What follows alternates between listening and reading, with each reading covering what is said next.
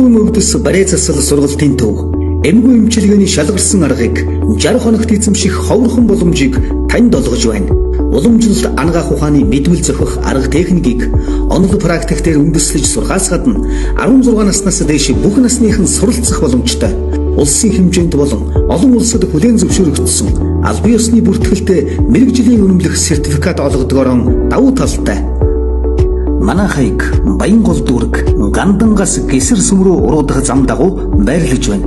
Харилцах утас 80 тэг 5 тэг 6 9963 59 17. Бид бодит үр дүн гамлан оршихуйн өвдөс барай засал сургалтын төв. Сайн байцгаана уу? Энэ удаа та бүхэндээ өнгөрсөн 3 дугаар сард шийдэгдсэн нэгэн харамсалтай хэргийн талаар ярих гэж байна. 2023 оны 6 дугаар сарын 16-ны өглөө 8 цаг өнгөрч байхад Америкийн нэгдсэн улсын Ohio мужийн Cleveland хотын оршин суугч Кристел Канделеро гэдэг эмэгтэй 911 рүү залгаад хүүд маань тусламж хэрэгтэй байна. Яаралтай маш хурдан ирээрээ бурхныг бодож хүүд маань яаралтай туслаач гэж байдгаараа орилж уйлж дуудлага өгсөн байна. Эмнэлгийн тусламж цаг алдалгүй хурж ирж хүүхдэд анхны тусламж үзүүлж эхэлсэн боловч харамсалтай нь хүү нас оржээ. Ингээд цогцыг шүүх шинжилгээнд оруулав. Тэгтэл хариулт нь маш сонин. Хүүхдийн хотоодонд ямар ч хоол байхгүй байсан бөгөөд ус чуугаагүйжээ. Тийм болохоор өлсөж ангасны улмаас нас орсон гэдэг нь тодорхой болов. Ээж Кристлийг нь харахад гэрийн хувцастайгаа байсан бөгөөд энэ нь гэртээ байсныг гэрчилж байв. Тэгсэн ч гэсэн цагдаагийнхан Кристлийг тэр дор нь баривчилж цагдаагийн газар авчирхад тэрээр өөрийнхөө бурууг хүлээсэн байна. Кристел Канделеро нь 1991 оны 9-р сарын 11-нд төрсөн бөгөөд 32 настай ганц бие ээж байжээ. Өрх толгойлсон ганц бие залуу ээж байсан болохоор мэдээж түүний хувьд аливаа саад бэрхшээл таардаг л байсан байх. Тийм ч болохоор өөрт нь хань болох хүүд нь аав болох эр хүнийг дотроо хайж эрэлхийлж явсан нь мэдээж. Харин Кристел өөрийгөө ганц бие ээж гэдгээ, хүүхэдтэй гэдгээ тэрхүү найз залуудаа хэлээгүй. Нэг өдөр найз залуу түүнийг хамт аялалд явахыг урьсан бөгөөд тэрээр урилгыг нь дуртаяа хүлээн зөвшөөрч Ohio мужаас хэдэн зуун маилийн алсад орших Puerto Rico руу хоёулаа явсан юм байна. Аялал нь мэдээж зугаатай сайхан байсан болохоор далайн эрэг дээр амарч байгаад буцахдаа Мичиган, Детройтаар дайраад нийт 10 хоног аялсны эц 6 дугаар сарын 16-нд гэртээ иржээ. Түүний гэртээ орж ирэхэд ой 4 сартай жайлын хүн нэг л биш байхыг анзаарч дуудлага өгсөн тэр байв. Анхны дуудлагаар очсон эмч Фаралия хэлэхдээ биднийг очиход хүү шээс баасандаа байдгаараа холилдоод бараг дарагдчихсан хэвтэж байсан. Амьтад хүртэл өөрийнхөө үр зулцгийг асарч хайрладаг шүү дээ. Гэтэл хүнээс гарсан хүүхэд гэхэд турж ицээд хоёр нүд нь байдгаараа хонхоож ухархайдаа наалтсан, уруул аманд хатаж хуурайшсан, хумсныхын завсраар битүү ялгагдс орчихсон байсан хэмээн шогшрон ярьж байлаа.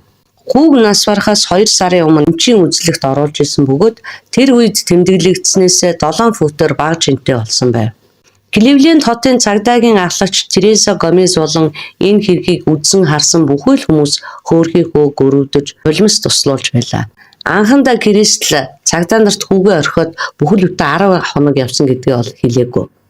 Мөрдөн байцаалтын явцад түүний гэрийнх нь гадна камерын бичлэгийг шалгаж үзсэн юм байна. Тэгэхэд бол 6 дугаар сарын 6-ны өдөр чамдаамаа аваад аялалд гарч байгаа Кристлийн бичлэг өгөөд 10 хоногийн дараа буюу 6 дугаар сарын 16-ны өглөөний 8 цагт уцан ирж байгаа бичлэгүүд нь гарч ирсэн.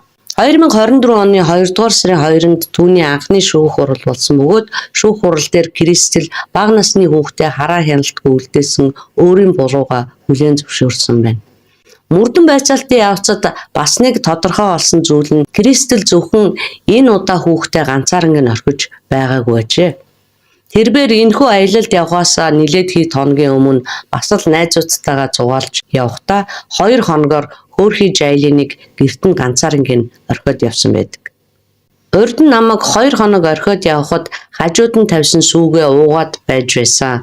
Тийм болохоор би түүний хажууд нь ус болон эдэн шил сүү үлдээгээд явсан хэмээн хэнэгчгүй хэлсэн байдаг. Шүүх хурал дээр прокурор хэлэхдээ Цагдаагийн болон түргэнийхнийг очиход Кристал Канделеро хэдийгээр аяллаа хувцас сольж өмсөж, гэрийн хувцас өмсөж амжсан байсан ч хөөрхий охины туулсан аимшигт түүхийг нууж чадаагүй гэж хэлсэн байна. Охины туулсан зовлон шаналл, айдас түгшүүр, өлсгөлн тарчлаан хэдэн өдөр хэдэн цаг үргэлжилсэнийг хэн ч мэдэхгүй. Энэхүү аимшигт мэдрэмжүүдийг биеэрээ дуулаагүй болохоор бидний хэн ч ойлгож чадахгүй байна. Шөнийн харанхуйд Кливленд хотын гудамжаар хөөрхий бяцхан охины аврал ирсэн уйлаан хэрхэн цахиртан цойротож байсныг хэн ч сонсоогүй бөгөөд хэн ч түүнийг аврахаар ирээгүй. Аргагүй шүү дээ. Авран хайрлаж энэрн нэгүүлсэх ээж нь түүнийг орхиод алсын явсан юм чинь. Харин хөршайлынх нь хаалганы хонхны камер нь 16 сартай охины уйлан бархирах чимээг ялангуяа ээжигээ явснаас хойш 2 дахь хоног дээр илүү тод уйлж байсныг нь бичин үлдээжээ. Энэхүү түүний уйлах чимээг Жайлины уйлах чимээ гэсэн нэртэйгээр TikTok дээр тавьсан байна лээ. Та бүхэн сонирхно биз? Их хүүхэд хоёрын холбоо бол хамгийн цэвэр ариун, хамгийн ариун нандин холбоо байдаг.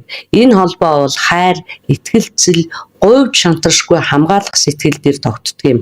Тийм болохоор чи хамгийн өөдгөө, хамгийн увайгүй оруулалтыг хийсэн хэмээн шүүх хурал дээр прокурор Канделерод хэлж байлаа.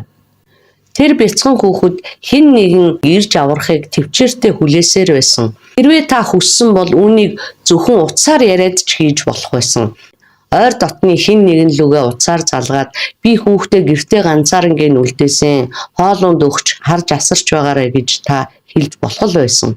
Өлсөж сангасандаа амьд үлдэхийн тулд үрчин баасаа идэж байх үед далайн ирэг дээр чиний авахулсан зургийг би харж байна хэмээн шүүгч яриандаа хэлсэн юм.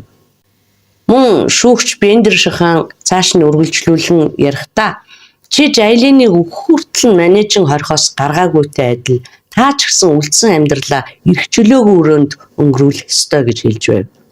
Түүнийг шийтгэх явцад ахлах мөрдөгч Паул Жайлины дүр төрх хизээч мартагдахгүйгээр сэтгэлд минь хамгаалагдсан үлдлээ гэж өгүүлээд өөрийнхөө бичсэн шүлгийг уншихад шүүхийн танхимдах хүмүүс нулимсаа барьж чадахгүй уйлж байлаа. Тэрхүү шүлгийг нь та бүхэнд би чадах ятгаараа дуудаж өгье. Жинхнээсээ олж чадаагүй шудраг ёсны төлөөх үсэг юм. Аимшигт тэр өдрүүдийг төвчсөн сахиусан тэнгэрийн эхний үсэг юм. Энжел гэдгийн гэж байна. Хайрлагдаж чадаагүй өдрүүдийн харуулсалт хайр юм. Love гэдгээр нь тэгж ах шиг байна. Буцаад ирэх шин залуу амьдралын төлөө юм.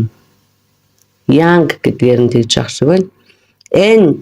Тэр өдөр Жайлины олж авсан шин мөнхийн амьдрал юм хэмээн Жайлины нэрийн латин үсгүүдээр нь толгойлоод ингэж бичсэн байлаа. Хүмүүс ийхүү шаналн гашуудаж байхад харин Кристлийн ээж аав хоёр охиноо өмгөөлөхийг оролдож байв.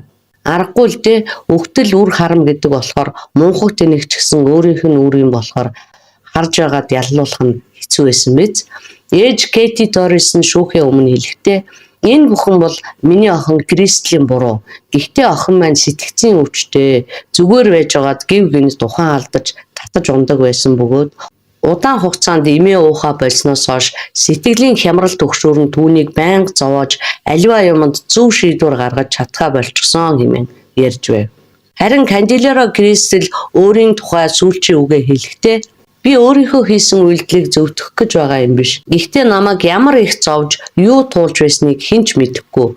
Би өдөр бүр Бурханаас өршөөлгөөн залбирдаг. Бурхан болон Жайлин хоёр намайг уучлсан гэдэгт итгэж байна хэмээн хэлсэн байдаг. Кливленд хотын цагдаагийн дарга Дороти Тод олон нийтэд хандаж хийсэн мэдээлэлдээ манай хотод гарч байгаа хүн амны хэрэг болгон чухал боловч хүүхэдтэй холбоотой хэрэг бол илүү чухал.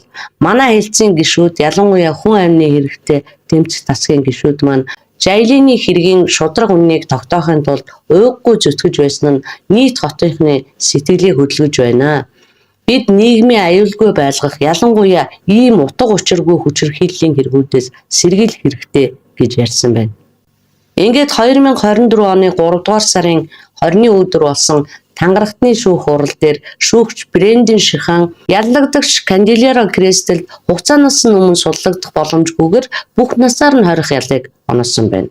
та нарт нэг юм дуулгахад Талигач хүүгийн эцэг Хенрийн уг эмгэнэлт явдлын талаар ярихдаа би энэ тухай мэдээнээс л олж мэдлээ гэсэн яриа нь бол TikTok дээр тавигдсан байдаг юм байна. За ингээд та бүхэндээ нэгэн харамсалтай өр өвтгсөн хэргийн тухай ярьлаа. Эрэгтэй хүнтэй харилцахын төлөө ирчүүдийн өмнө өөрийгөө цэвэр ариун сайн сайхан харагдуулахын төлөө үр хүүхдээ нуудаг эмэгтэйчүүд манай улсад ч бас бичгүй байдаг. Үр хүүхдээ нууж байгаа нь тэднийг юун цэвэр ариун харагдуулахтай мантай харин ч хамгийн арчаагүй, хамгийн дорой, хамгийн хувиа хичээсэн харагдуулдаг гэдгийг ухаардаг байна. Харамсалтай.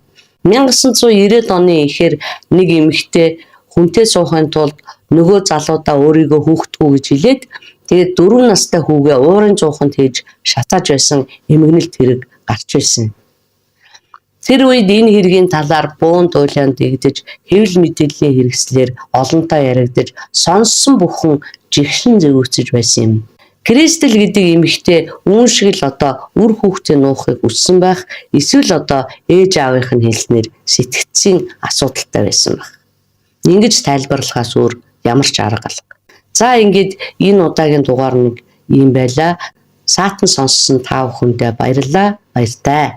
Та бүхэн маань лайк, subscribe дарахаа битгий мартаарай.